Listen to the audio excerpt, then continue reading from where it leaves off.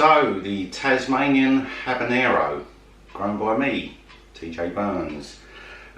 Second time I've done this review. I did it yesterday, survived it, but the camera was playing up so much yesterday for both of my videos, so I scrapped it and I'm going to eat another one for you guys and see if the review is a lot better than yesterday's. Talking about it, the book, chili book video I did, again I had problems with the YouTube editor not saving my edited version into YouTube, so I took the video down this morning. I put it up raw and I wasn't happy with it, so whoever commented, I've lost your comments I'm afraid, but you can see the re-edited version and leave another comment for me and I will get back to you. So, the Tasmanian Habanero.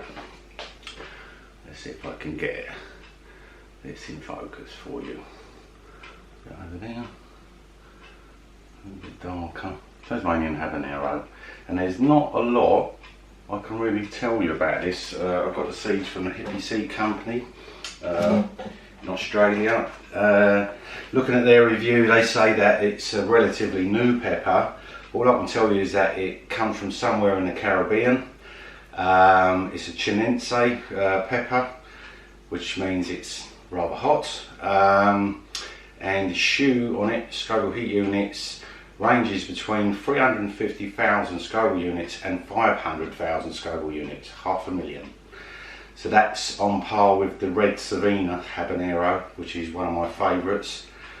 Used to be the hottest pepper in the world before the ghost pepper took over. Anyway, that's enough waffling on. Let's cut this open. Let's get rid of the stalk first.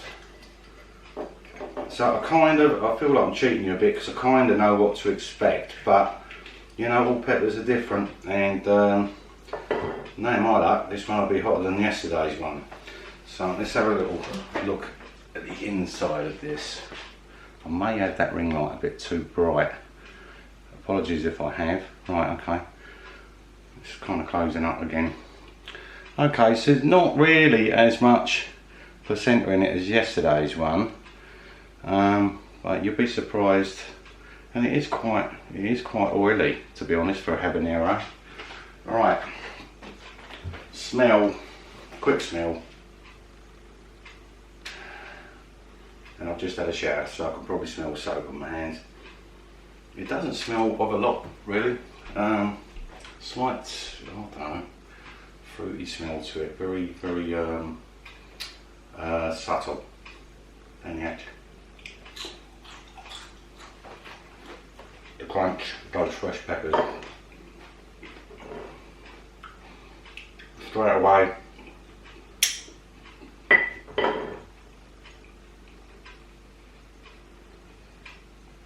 starting to attack the tongue as I chewed it. It's gone quite bitter straight away, but I know that the flavour changes when everything calms down. So there's a bitter, very citrus flavour at the moment. Yet the burn is a typical habanero Scotch bonnet type burn. It's a mouth burn. It's a little bit in the back of the throat, which I didn't have yesterday, but it attacks boom boom boom on the front of your tongue, in the gums and the insides of the cheeks. I've got this more on my right side because that's the side I chewed it. Now I'm getting a bit more of the fruitiness flavour, and I don't think it's going to rise anymore. I would say yesterday's was a little bit hotter, but it's hot. It's hot. It's lit me up. It's a cheeky little number, this one. Is it as hot as the Savina? Nah, no way. No way. I think the Savina would pack almost twice the punch of this one. So I'm going to say this is probably around about the 250,000 to 300,000 Scovilles, you know. I'm sure they do go up to 500,000. The rogue peppers, they say 1 in 10 peppers are a rogue pepper, which is pretty up there with the heat. So if you've got 20 peppers on a plant, you've got 2 rows sitting there.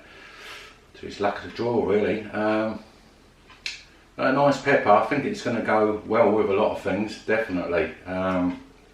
It's a cooking pepper for me. Be a bit too hot to sprinkle over the salad, but by all means stick it in your Mexican foods, and if you want to even light up a spaghetti bolognese and make that a bit spicy. Great for hot sauces, curries, yeah.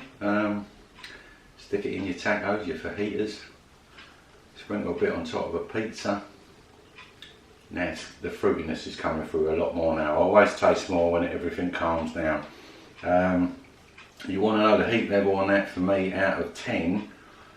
And the tolerance is slightly building. I've eaten a few peppers of late and a few spicy meals.